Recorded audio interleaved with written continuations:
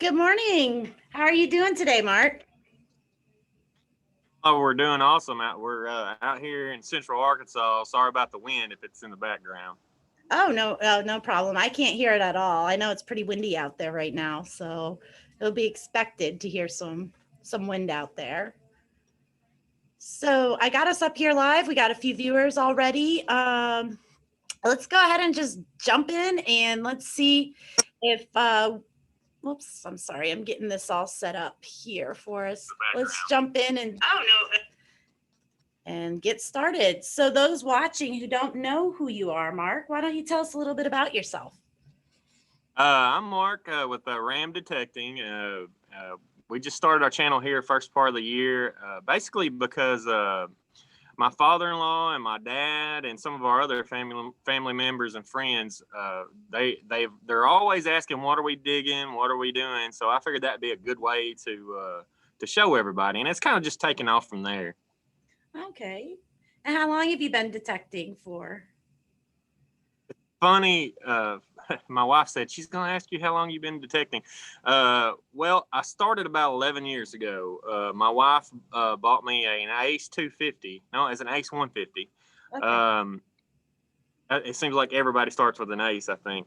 Yep. But so we went to a beach trip, I think Panama City.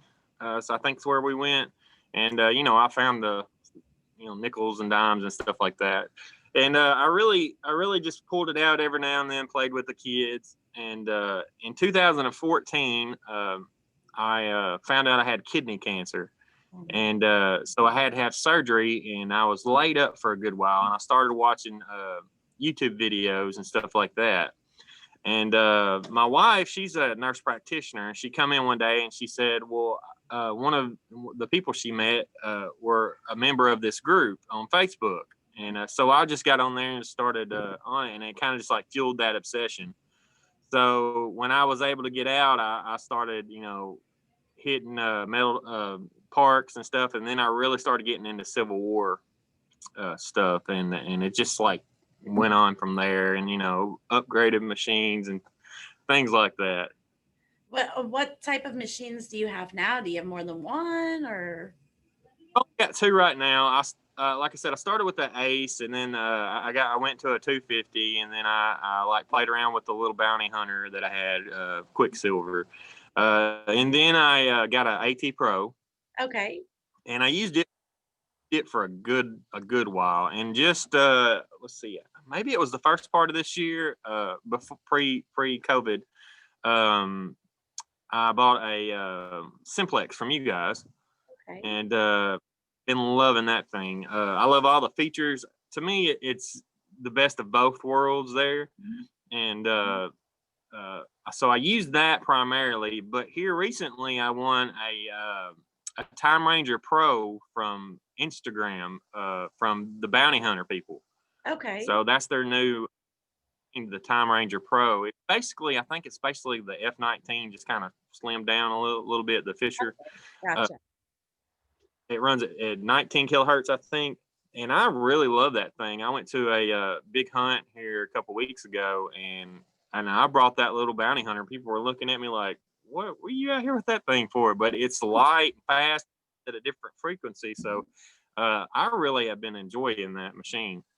That's awesome. That's what I use. Well, let me jump I over want here to. for a second. Stephen Patterson from Southern Relics says hello. Todd Audrey says, good morning. Happy Veterans Day to the vets and current service members. I do want to take a moment here and thank everybody who has served in our military or is currently active in the military. This day is about you, and we really thank you for everything that you have done for this country. And then Grant Shelley says, good morning, everyone. How are we doing today? I'm doing great. And I'm sure Mark's doing great over there too. Yeah, we're So doing good. Yes, all the veterans. That's always in our minds and hearts here. absolutely. So you're over there in Arkansas. So that really is a good spot to do some Civil War hunting. Yeah, this is, probably the most western edge. There's a little bit in Texas, maybe a little bit in Oklahoma there, but Arkansas is where a lot of stuff went down, and especially in my area, I'm lucky enough to have close to the old rail line that run from Little Rock to Memphis.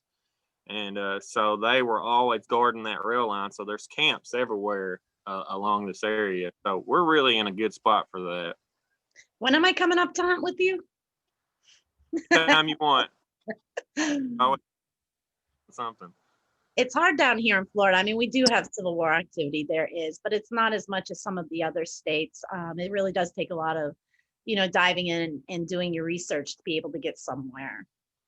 We have a Seminole War down here. Yeah. We don't have Spanish silver floating up on the beaches here, though. Yeah. Speaking of that, this hurricane out there is crazy right now. It's just stirring up the coast, and I'm like itching to get out there. The stuff that I'm hearing coming off of the coast, I'm like, what am I doing sitting here at work? I need to be out with a detector right now. So, I sneak that in the bag, and I'm like, whenever the kids are playing, I'm on it. Let's see. Russ says hello. So does Tom and Shannon Copeland, Little Dirt Diggers. And Todd wants to know, what part of Arkansas are you in? Central Arkansas. We're just probably 30 miles east of Little Rock. Okay. We're kind of, but that's primarily where we're at. Okay. I seen a Little Dirt Digger, half of a belt plate, I think, the other day. I know. I saw that too. I'm like, man, I'm still trying to get one, but got that luck. That's number one on my bucket list. I mean, I've been fortunate enough, lots and lots of bullets and buttons and various other things, but that plate has eluded me. So I'm man, I get excited anytime anyone digs one of those up. I get really excited. My wife's, what do you? And I have to show them. So yeah. Yeah, I think I've seen so many more breastplates and buckles and belt plates, like everything coming up this year. And I think it's just because more people are out with the COVID doing more detecting. I mean, it seems like every time I scroll through my Facebook page, somebody's finding one. I'm like, man, this is my year. I got to get on some properties so I can find one.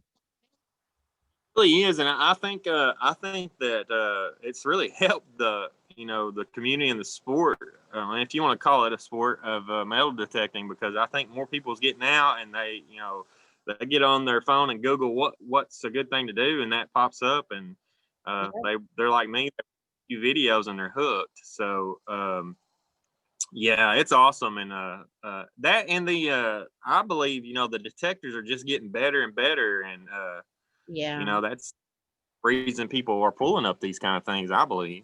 Absolutely. And I think they just want to get out and do something. So maybe they would have spent 2 hours digging before, and now it's like, okay, I can't go do anything else. Let me spend 4 hours. So something they might have just left laying there. They're spending that extra time out there. Well, me, I'm usually run and gun when I get to go metal detecting. Like I said, we have 6 children at the moment here at the house, and so that keeps us pretty busy. So whenever I usually try to take time once a week to go do something related to it, but it's kind of hard sometimes. Do the kids get out, or your wife get out and do any detecting with you? I stay at home with the kids and we homeschool. Okay. So and the wife, whenever she's off, she's pretty wore out, or she wants to go do something, so we do that. She's been with me a few times. She really likes going to parks. Okay. And doing spots and finding that stuff and filming for me. But she's been really supported and super helpful with me and all my video stuff. And she actually got me tickets to an event here a while back she just surprised me and said, "You're going this weekend." I was like, whoa. So she's really been sweet. Now the kids, the little ones really like it. My 10-year-old, she's kind of like about my 4-year-old daughter and my 5-year-old son. They really like it, and he just got a one of those little bounty hunter junior metal detectors, and we're kind of sweeping the woods here the other day, and he gets really excited anytime he finds anything. That's cool. I like seeing kids get so enthusiastic. I mean, I think that maybe they have a little bit more patience because maybe it's just the inexperience or something and they're just digging. I mean, I can't tell you how many times I've been out with little 5, 8-year-olds and then they pull up something so credible and they're like, is this any good? And I'm like, holy cow. Beginner's luck, maybe. I don't know. That's awesome. We had a little hunt this past weekend out here at my place, and there were several war bullets that were donated to us, and I had them in like Ziploc bags, Mhm. and we just went yesterday just to play around and see if anybody missed anything, and we pulled up one of those little bullets from with a Ziploc bag, and my son thought it was. He said one of those Civil War soldiers dropped this out here. I was like, he dropped it in that plastic bag, buddy. He's like, yeah. That's awesome. That's one of the things I like with seeing the kids and stuff. And Emily's a great example too, because I mean, she knows her history. And I just think that's so cool to see kids interested in the history. I remember we did this little thing at a community center and we were giving away a little, we were teaching the kids about metal detecting, and as prizes or being volunteers, we gave them the bullets. And I remember this one kid, he was about 11 years old and didn't know much about it. And when he explained what it was and everything, he got so excited about it. And his grandpa metal detected. So he got a machine and him and his grandpa go out metal detecting. And he's like turned the way that he thinks about history and absolutely loves history now. And it was all started with that one little bullet, which was amazing. Exactly. So we got a lot of background noise. Sorry. That's okay. Todd says that his parents and sisters live in Ozark, Arkansas. And then I think that's north of us. And Eric Reed says, good morning from Virginia. And Jerry Henson, he's a local here. He's part of the club I belong to, really good detectorist. And he says, good morning as well. Morning, everybody. So when you're out doing your Civil War hunting and stuff, Mark, what's one of your most memorable digs? It might be the first. I really got two. Okay. But the first one may be my first bullet I ever found because it was unexpected. I had this permission for this site, but I hadn't gone out there really yet, and I had permission for this lot. Just empty. It was an empty church lot. What it was, the church was built in like 1906, and the owners let me go out there anytime I want. I kind of grew up with around them, and so they're really gracious enough to let me do that. But anyway, I found a bunch of stuff from that era, early 1900s, and then all of a sudden I pull up a 3-ringer, and I'm like, what? So I researched before that for my other site, which wasn't too far from there. And come to find out, there was a camp probably 2 blocks from that lot, and Wow. that was probably. I was so excited. I about fainted in that lot because I found my first 3-ringer. And the other, I was at that other permission. It was a camp kind of along that railroad that I was telling you. It was actually they had a fort there, and the Confederates attacked it. Okay. But I found my first button out there, and I kind of got a little bit of video on my channel of that. I wasn't filming that day, but I had my phone with me, and I just kind of did a short. I thought I was going to really. I was crying in the middle of the woods because, that's and I don't know what I'd do if I found a buckle like Little Digger there. Yeah, I don't know what I'd do either. I'm afraid I have to have a friend with me because they might have to call 911. Plate or a buckle or anything like that. I have found parts of a gun barrel out there and stuff like that, but that brass, that's always there in the back of your mind. Any Coke can signal, I'm digging it. There's no telling how many I've dug. And it's so funny. The thing I like about detecting is you can know your detector like the back of your hand. You can know what's going to be in that hole before you dig it. But it's still, I mean, you could be 100% certain that that's going to be a Coke can, but still you're just like, this could be it. This could be the big one. And it's just this constant adrenaline rush.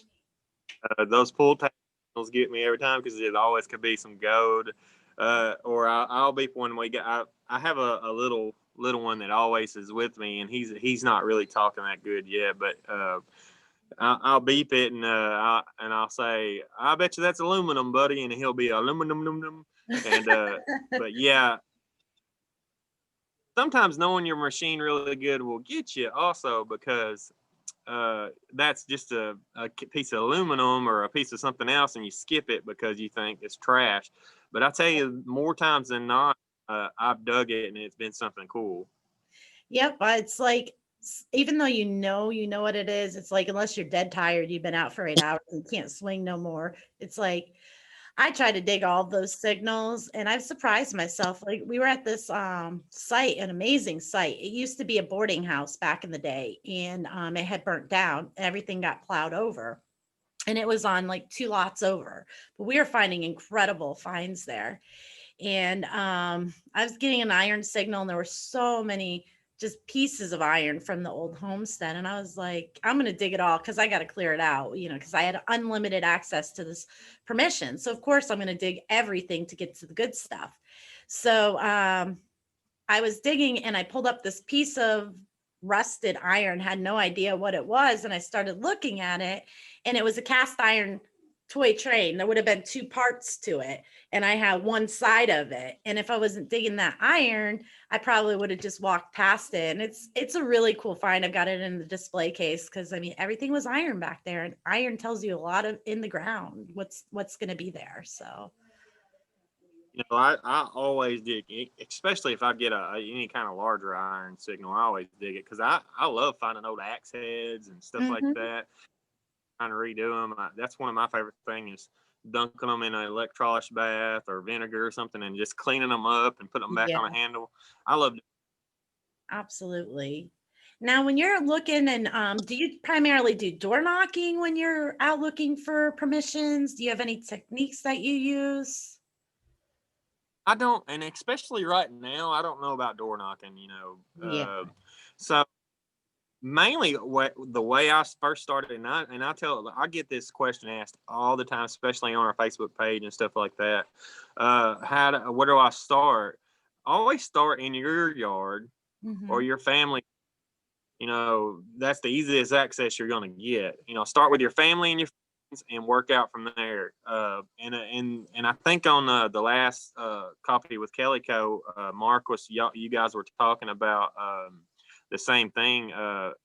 Go find you know the the people in the community that would know about the history there. Go to your local museum, talk to the old timers. They know where stuff was, and most of the time they can. They're if they don't own it, somebody they know who does, and you can get some really awesome permissions like that. I've gotten several just by posting up on our local museum page. Hey, this is what I found in our hometown, and I would love to come see what's in your yard. But right now, door knocking, people is really leery, so I Yeah. don't do a lot of that. If I catch somebody out in the yard, I might say, Yep. "Hey." Mainly, that's the way I gain access to stuff. So Shannon Copeland has a good tip for you for door knocking. He said, take your kid with you to the door and knock. It works. So I guess that Yeah, must help get a lot of permissions. well, load everybody up in the big van. They'll maybe that'll help. We have a No, standing joke because I don't know. I'm really good at getting permissions, and I think it's just because I'm a girl and it's less intimidating, And so we have this outstanding joke where I'll say, I'll go knock and I'll ask if I can, get permission and if my grandpa can come. And then I open up the car door and 6 guys get out with me and they say, how many grandpas do you have? So it's pretty funny. I have a couple good digging buddies that we always try to hook up together. So that's another thing I always tell you. Go on your local pages. If you don't have a digging buddy, you can find one pretty easy in your area. I've got several, and they've put me on some amazing stuff, and I'm just truly blessed to have them for friends because they're always inviting me out, and Yeah. they good most of the time. I love going out and detecting. I've said this before. One of my most memorable days detecting. I mean, I killed it. I found so much. I found Barber Quarter, Barber Dimes, Mercury Dimes. I found Three Merry Widows. I found V Nickel. I mean, it was an amazing, amazing dig. But it wasn't that fun because I was just by myself, and I wanted other people to be detecting and finding this stuff too, and sharing that excitement. So I hardly ever go by myself because it's just not fun if I'm not out there with somebody to enjoy it with. Yeah, I've got a good friend that he started a YouTube channel after we kind of did episodes on my channel, and I was like, why don't you start your do your own? You could do it if you're doing this, you could do your own. But anyway, his name's Dale, and his channel's like Digging with Dale is his channel. But he invited me out a couple weeks ago, and it was probably one of the better days. Besides on the Civil War spot where it's like bullet after bullet, this area had Civil War activity in it. Well, a lot. It's one of the main times with the main camp in it. But I found silver. I found Civil War bullets. I found a silver ring. I found a general service button, all in that one day, and it was just. He was looking a little like, I don't know if I'm gonna invite you back. You're digging all my stuff. We That's had one thing when I take people out, all I do is if I'm bringing them to a spot that I have, I just pray. I'm like, please let them find something. I don't want to not find it. I don't care if I don't find anything. I just want them to find something.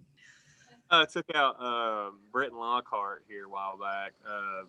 It was at the first of the year, and that's the way I was. I was guiding him, and I was like, please find something, please find something. So I took him where I found a few buttons. I was like, now this is I call it the button pit, and that's where I found 4 or 5 buttons. I was like, swing your detector over just to see if you can hear something that I miss. Because each detector will hit a little different, and I think Technetics or something like that. And sure enough, boom, he pulls out a infantry button. So That's yeah, it's the same way. If I take somebody, I'm like, please find something. I want them to find. I want them to have a good time. That's what it's about. Absolutely. That's how I feel too. So, do you belong to any metal detecting clubs or anything up there? I know you just said that you put on a hunt. Was that part of a club or? We have a Facebook group. It's metal detecting for Arkansas diggers, and it's basically the whole day. And then we have a little chapter. I guess we'll call it our club, but it's Central Arkansas Unearthed. There's probably 20 or 30 of us, and we started doing a little seated hunt back back at the first part of the year when COVID hit and we couldn't meet up anymore. And I started thinking, well, what can we do in the meantime? So everybody started hoarding and sending me coins and tokens and some silver and all kinds of good stuff to put out. We've got a little bit of acreage back here in Pines. And so I started seeding this area for a hunt. And I was lucky enough, a bunch of good friends sent me some stuff for prizes, and we had probably, I'm thinking 30 or 40 people show up the Sunday. We all social distance and had a lot of good fun out there. So we love doing. If you haven't ever done a seated hunt, I recommend it. It's something different. It's really fun. It's really really fun. It is a lot of fun. I've been to several. I mean, one of my favorite ones was when I went to the Rush to the Rockies. It was amazing. That was it was different because I'm from flatland and this is up on like a big hill, and we were like 10,000 feet up in the air elevation, and I'm not used to that. So my husband was on the sideline and he had this little thing of oxygen and I'd have to run over there and take some oxygen from it so that I could keep going. But it was different, and it's one of my favorite seated hunts. There's a close between that and the Garrett hunt. The Garrett hunt's really, really fun. I posted, I think, on my Facebook yesterday. If anybody wants to get me anything for Christmas, here you go. I really would love to get at hunt. I have a good friend that goes, I think, about every year, and he's like, man, you go to that Garrett hunt. I was like, yeah, but it's in Texas and it's hard. I mean, I got so many responsibilities here. It's hard to get down there, but I would love to go. It's an amazing hunt. There's so many people there. You meet I mean, a lot of people that I know on Facebook, through social media, I actually get to go and meet these people and actually get to know them outside of just a picture and talking on Facebook. And they just put on an incredible event. I mean, I love it from the beginning to the end of the event. It's almost like, man, I don't want to go back. And I make the big drive from Florida all the way over there, and it's a long drive, and I dread driving back. But on the way there, it seems to take no time because I'm so excited because that hunt is just so amazing. They do a great job with it. I think it's probably what, 20 hours or more from you, from Orlando. I think technically it's 14 hours, but I mean, when you start driving it, it ends up turning into 16 with the bathroom breaks and everything. Going through that panhandle is just ridiculous. Going through Alabama, Mississippi, well, yeah, we go through a part of Louisiana the way that we go.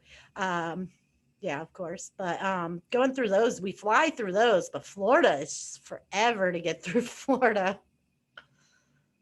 And yeah, we like I say, we went to Orlando a bunch last year, and man, we always had those high hopes, so we're going to drive straight through. It never happened. I think we did one time. I was Iron Man on that one, but yeah, it's that drive.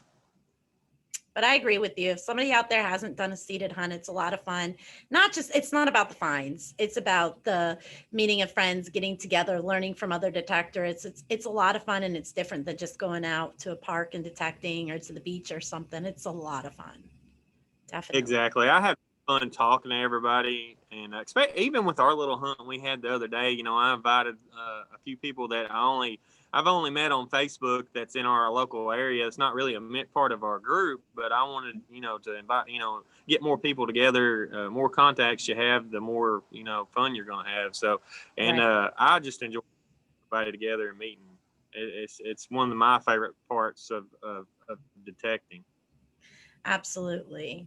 Well, it's just about time for me to wrap this up. I've got a ton of stuff that I got to get knocked out. Maybe I can make it over and do some detecting from this hurricane if I get it knocked out. But I want to ask before I let you go, what would be your best advice that you could give to a new detectorist out there just getting into the hobby? Well, first thing, don't get discouraged. A lot of the times people buy a machine and the first thing they think they're going to do is go out there and find gold coins and rings, and that's usually not the case. Don't get discouraged. Learn your machine. I don't care if it's the cheapest detector you can find or the best one. Learn your machine, get used to it. Start in your yard, start in your local area, and learn your machine, and just have fun. That's what it's about. Absolutely. That's great advice. I just want to pop over here for a second. There's a comment by Edsel. I'm sorry if I'm mispronouncing your name, but it says Terry Causey and his wife Brenda do a great one seated hunt in Kentucky, the Moonshiners Treasure Hunt. I'm really good friends with Terry, and both times they put this hunt on, it eluded me because I had something else going on, and I'm hoping to get up there for his hunt next year, but I've heard nothing but raving reviews. So guys might want to check that out, the Moonshiners Treasure Hunt. So, well, that about wraps it up. Thank you so much for joining today, Mark, and you have a great day, and cheers. See you later. Bye-bye.